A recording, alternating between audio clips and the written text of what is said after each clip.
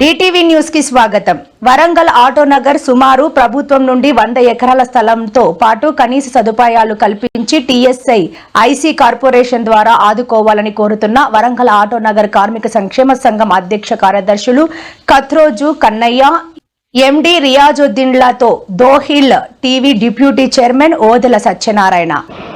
ప్రస్తుతం మనం వరంగల్ నగరంలోని ఆటో నగర్ ప్రాంతంలో ఉన్నాం. మరి ఆటో నగర్ అంటే వరంగల్ నగరంలో తిరిగేటి వాహనాలకు ఒక వర్క్షాప్ కేర్ ఆఫ్ అడ్రస్గా చెప్పవచ్చు. గత 1976లో ఈ ఆటో నగరు స్థాపించినట్టు మనకు స్థానికులు తెలియపరచడం జరిగింది. ఇక్కడ సుమారుగా 21 ఎకరాల విస్తీర్ణంతో ఈ ప్రాంతం విస్తరించి ఉన్నది. మరి 200 షాపులు ఈ యొక్క ఆటో నగరంలో స్థాపించబడ్డాయి. సుమారు ప్రతిరోజు 1500 మంది కార్మికులు ఇక్కడ వివిధ ఈ వర్క్షాప్లో వారి వృత్తులు చేసుకుంటూ జీవనం కొనసాగిస్తున్నారు.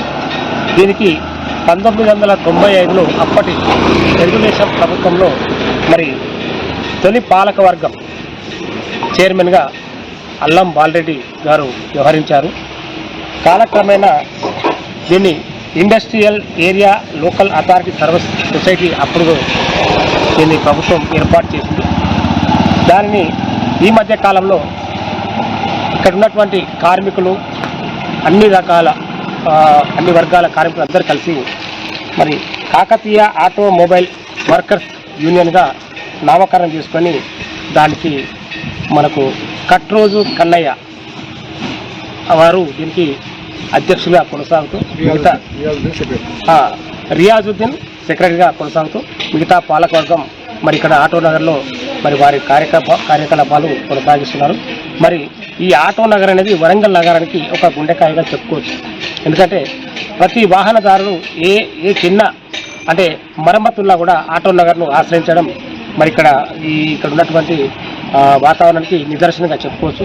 మరి ఇక్కడికి వచ్చే వాహనాలకు కూడా వారు సక్రమైనటువంటి మరమ్మతులు చేసి మరి వాహనదారుల మన్నలను ఇక్కడ మన నగరు కార్మికులు కావచ్చు, ఇక్కడ పాలకులు కావచ్చు, వారి మన్నలను పొందుతున్నారు.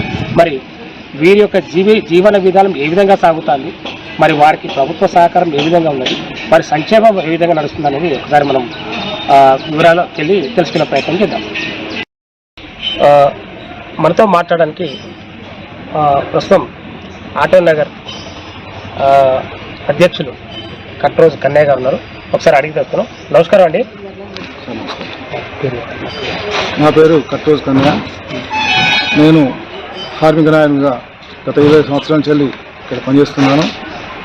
ఈ ఆటో నగర్లో వివిధ వృత్తుల వారు కలిసి 24 సంఘాలు ఏర్పడి ఆ సంఘాలు మొత్తం కలిసి కాకతీయ ఆటోమొబైల్ వర్కర్స్ యూనియన్ స్థాపించుకున్నాం. అంతకుముందు ఈ సర్వీస్ సొసైటీ ఉండే, దానికి గౌరవనీయులు అల్లం బాలరెడ్డి గారు చైర్మన్ ఉండే. అప్పుడు 35 కాంట్రిబ్యూషన్తో సీసీ రోడ్లు కానీ అవి కానీ చేసుకోవడం జరిగింది. అంతకుముందు ఎలాంటి డెవలపింగ్ లేకుండే చెట్లు నాటడం, శాలి మిశ్రా కలెక్టర్ ఉన్నప్పుడు వారి ప్రోగ్రాంలో చెట్లు నాటడం మరియు ఈ రోడ్స్ వేసుకోవడం జరిగింది. కానీ వృత్తిరీత్యా ఎంతోమంది కార్మికులు ఎలాంటి ప్రభుత్వ సహాయం లేకుండా నిర్భరమైన జీవితం గడుపుతున్నారు. ఇక్కడ వీళ్ళకి ఎవ్వలకు కానీ వీళ్ళ బ్యాంకు లోన్లు కానీ చదువులో తక్కువ ఉంటుంది, కష్టం పడతారు బాగా. పొద్దున్న మీద వస్తే రాత్రి 12 అవుతుంది ఇప్పటివరకు. కనీసం భోజనం చేద్దామంటే కూడా ఆ గ్రీసు, ఆ చేతులు దుబ్బ వీళ్ళ ఉదాహరణకు ఇంత చూసిన కార్మికులు అలాంటి పరిస్థితి ఉంటుంది మాకు. ఆటో నగర్ ఎప్పుడు స్థాపించబడ్డది, అప్పటి నుండి ఇప్పటి వరకు ఏ విధంగా అభివృద్ధి చెందింది? ఇది సుమారు 1976 సంవత్సరంలో కొంతమంది కార్మిక నాయకులు వారి ప్రోద్బలంతో ఆటోను స్థాపించడం జరిగింది. వారు కమరుద్దీన్ అని, ఇంకా వీరు సాబ్ అని, ఇంకా నబీ సాబ్ అని కొంతమంది పెద్ద మనుషులు ఉండే, వారి ద్వారా స్థాపించడం జరిగింది. 76లో స్థాపించినా కూడా చెప్పుకోదగ్గ కార్మికులు అప్పుడు లేకుండే, కొంతమంది కాకుండా కాబట్టి దాదాపు 84 నుంచి ఇక 82 నుంచి స్టార్ట్ అయింది ఇక్కడ. అప్పటి నుండి తిరుగు లేకుండా నడుస్తాం. ఆటో నగర్ విస్తీర్ణం ఎంత, ఇక్కడ ఉన్నటువంటి షాపుల వివరాలు, పనిచేసే కార్మికుల వివరాలు. దరిదాపులా 22 ఎకరాలు విస్తీర్ణం ఉంటుంది సార్. ఇది ఇక్కడ దాదాపులో 176 ప్లాట్లు విభజించబడ్డది. ABCD అని బ్లాక్లు ఉంటాయి. ఇక్కడ lorry mechanic, tractor mechanic, jeep mechanic, car mechanic, painter, carpenter, body builders, ఇలా వివిధ వృత్తుల వాళ్ళు ఇక్కడ ఉంటారు. ఎవరి వృత్తి వాళ్ళు చేసుకుంటారు. నగర్ తొలి పాలక వర్గం ఎప్పుడు ఏర్పడ్డది? తొలి చైర్మన్ ఎవరు? ఇది చంద్రబాబు నాయుడు ముఖ్యమంత్రి ఉన్నప్పుడు వీటిని ఇండస్ట్రీ ఏరియాలు డెవలపింగ్ లేవు అని వాటిని సర్వీస్ సొసైటీగా వాళ్ళు విభజించి మొత్తం తెలంగాణ ప్రభుత్వం లేకున్నప్పుడు ఆంధ్రప్రదేశ్ ఉండే, ఉమ్మడి ఆంధ్రప్రదేశ్ ఉండే. ఆంధ్రప్రదేశ్లో ఈ సర్వీస్ సొసైటీ చేసి దాన్ని చైర్మన్ చేసి మా మున్సిపాలిటీ కార్పొరేషన్ ఎట్లనో మా ట్యాక్సీ మేము వసూలు చేసుకోవాలి, మా డెవలపింగ్ మేము వేసుకోవాలి, మా మున్సిపాలిటీ మేము ఎంచుకోవాలి, ఎలక్ట్రిసిటీ వాళ్ళు మా వాళ్ళు ఉండాలి. అట్లా వివరించి అప్పుడు పాలకవర్గం నియమించడం. 12 సంవత్సరాలు అల్లంబాలి చైర్మన్ ఉన్నారు. దాని తర్వాత తెలంగాణ వచ్చింది. తెలంగాణ వచ్చిన తర్వాత ఈ సొసైటీ రద్దు అయిపోయినాయి. అప్పటి నుంచి ఈ సొసైటీ రద్దు అయినది మాకు ఏం డెవలపింగ్ లేదు, వీటిని పట్టించుకునే నాదులు లేదు. వర్షాకాలం వస్తే ఆటో నగర్ పరిస్థితి ఏ విధంగా ఉంటుంది? ఇక అటువంటి పరిస్థితి సార్ ఒక నాట్లు వేయడమే తక్కువ ఉంటుంది. మొత్తం బురదమయం ఉంటుంది. కాకపోతే కొన్ని సీసీ రోడ్లు ఉన్నాయి. ఆ సీసీ రోడ్లు కూడా మొత్తం పలిగిపోయి మొత్తం ఖరాబ్ అయిపోయినాయి. ఇప్పుడు కొంచెం ఇప్పుడే డెవలప్ చేస్తున్నారు. అప్పుడు చిన్న రోడ్లు. ఇక మూవీలు అంటే మాత్రం సార్ ఒక నీళ్ళు మొత్తం నిండిపోతుంది. ఆటో చిన్న వర్షం వచ్చిందంటే మొక్కలు మన నీళ్ళు నిండిపోతుంది. మొత్తం షాపులు పని చేసుకోవాల్సింది. ఇంకా సెట్లు లేవు, చిన్న సెట్లు ఉంటాయి. ఆ సెట్లలో పని చేయలేము. అంతా కరెంట్ షాప్ ఉంటుంది, అది ఉంటుంది, ఇది ఉంటుంది. చాలా ఇబ్బంది ఉంటుంది. అభివృద్ధి, కార్మికుల సంక్షేమం కోసం మీరు ఏం కోరుకుంటారు? ప్రభుత్వం చేపట్టాలి సార్. ప్రభుత్వం చేపట్టాలి. ప్రజలు కార్మికులకి వారికి డెవలపింగ్ కోసం లోన్స్ ఇప్పించాలి. వాళ్ళకి కావాల్సిన ఇన్సూరెన్స్లు కానీ లోన్ కానీ ప్రతి ఒక్కటి వాళ్ళే చెప్పాలి. ఎందుకంటే ఇక్కడ ఎడ్యుకేటెడ్ పర్సన్ కాదు కాబట్టి వీళ్ళకి ఏం తెలియదు. పొద్దుగాలు రావాలి, ఒక 1000 రూపాయలు సంపాదించుకోవాలి, పోవాలని ఆలోచన తప్ప వీళ్ళకి ఏమి ఉండదు. ఇక్కడ గవర్నమెంటే లేబర్ ఆఫీసర్ని పంపించి తీసుకొచ్చి వారి ద్వారా ఏమేమి ఫెసిలిటీస్ ఉంటాయి ఆ ఫెసిలిటీస్ మొత్తం కార్మికులు కల్పించాలి సార్. కల్పించినప్పుడే కార్మికులు బాగుపడతారు. నగర్ సంక్షేమ సంఘం మీరు అధ్యక్షులుగా కొనసాగుతాను. ఇప్పటి వరకు మీ ద్వారా ప్రభుత్వానికి ఏమైనా విజ్ఞప్తులు వెళ్ళాయా? ఇచ్చాను సార్. మన దయాకర్ రావు మంత్రి గారిని అప్పుడు పోయినాం, సీఎం గారికి ఇచ్చినాం. ప్రతి ఒక్క జిల్లా ఎమ్మెల్సీలకు కానీ ఎమ్మెల్యేలు ప్రతి ఒక్కరికి ఇక్కడ ఆటో సరిపోతలేదు. ఒక 100 ఎకరాలు కావాలని కూడా అప్లై చేసుకున్నాం. దాని గురించి ఇంకా కూడా కొట్లాడుతూనే ఉన్నాం ఎక్కువ. ఎందుకంటే ఇక్కడ ప్లాట్లు అప్పుడు మేము లేము. 86లో మేము చిన్న పిల్లలు, 86లో ఎవరైతున్నారో సీనియర్లకు వాళ్ళకే కేటాయించాం. అప్పుడు మేము లేము కాబట్టి మాకు ప్లాట్లు లేవు. ఇప్పుడు ఏంటంటే ఆటో వాళ్ళకి 100 ఎకరాలు తీసుకొని ఫ్యూచర్ ఇంత ఒక 50 సంవత్సరాల వరకు కూడా పనికొచ్చేట్టు 100 ఎకరాలు తీసుకొని ప్రతి ఒక్కరికి అప్పుడైతే ఎట్లా చేసిందో ఇన్స్టాల్మెంట్ ప్రకారం మాకు TSIS ద్వారా ఇవ్వాలి, లోన్లు ఇప్పించాలి. సెట్లు ఇక్కడ సెట్లు కూడా వాళ్ళు వేయించాలి. ఇన్స్టాల్మెంట్ ప్రకారం మాకు ఇస్తే మేము ఆటో వల్ల బాగుపడతాం సార్.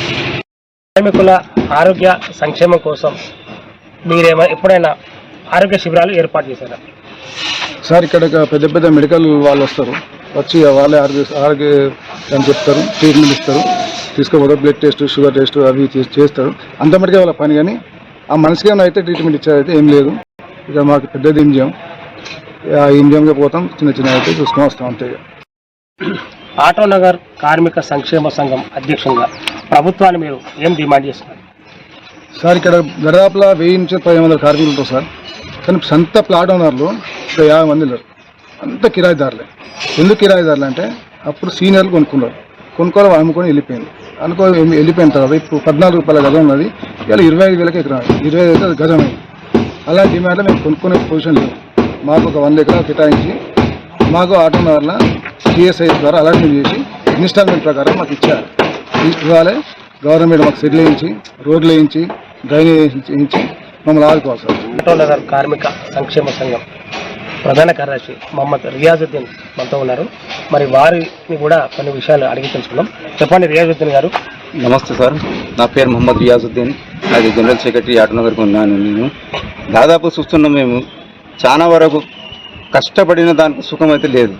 కష్టపడుకుంటా వస్తున్నారు వాళ్ళకు సరైన జ్ఞానం లేదు, సేవింగ్ అన్నట్టు కూడా ఉండదు. వాళ్ళకు ఏదైనా మంచి పని చేపిద్దామంటే కూడా వాళ్ళు తొందరగా రారు. ఎందుకంటే పొద్దుల రాగానే వచ్చిన కస్టమర్కు సాటిస్ఫై చేయాలా, వచ్చిన కస్టమర్కు తొందర పోవాలన్నట్టు ఉంటుంది. వచ్చిన వాళ్ళు కూడా ఏంటంటే ఆటో నగర్ పోతే అన్ని విధాల అన్ని భాగాలు ఒకటే దిక్కు ఉంటుంది.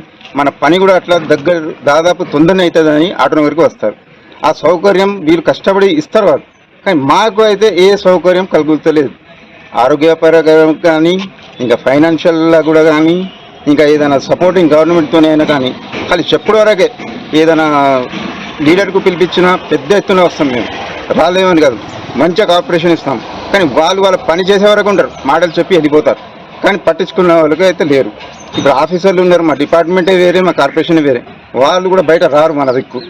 యాక్చువల్లీ చూస్తే మా కార్పొరేషన్ వేరేది, మున్సిపల్ కార్పొరేషన్ కాదు, మాది TSIIC అన్నట్టు ఈ ఒక భాగమే వేరే. వాళ్ళు కూడా ఇయ్యాల దాకా కూడా రారు, బయట వచ్చి యాక్చువల్లీ పొజిషన్ ఎట్లా ఉన్నది కూడా రారు. వర్షం పడితే బుడదలే ఉంటుంది. వచ్చిన వాళ్ళు పరేషాన్ అవుతారా? ఆటో నగర్ పేరు ఇంత పెద్ద ఉన్నది, వచ్చే వరకు ఏంది ఇట్లా ఉన్నది అన్నట్టు వాళ్ళు అద్భుతంగా చూస్తుంటారు వాళ్ళు. అయితే దయచేసి ఒక్కటే మనం ఏంటంటే ఆటో నగర్ సెకండ్ ఫేజ్ అన్నట్టు మేము దాదాపు ఎన్నో సంవత్సరాల నుండి కొట్లాడతాము.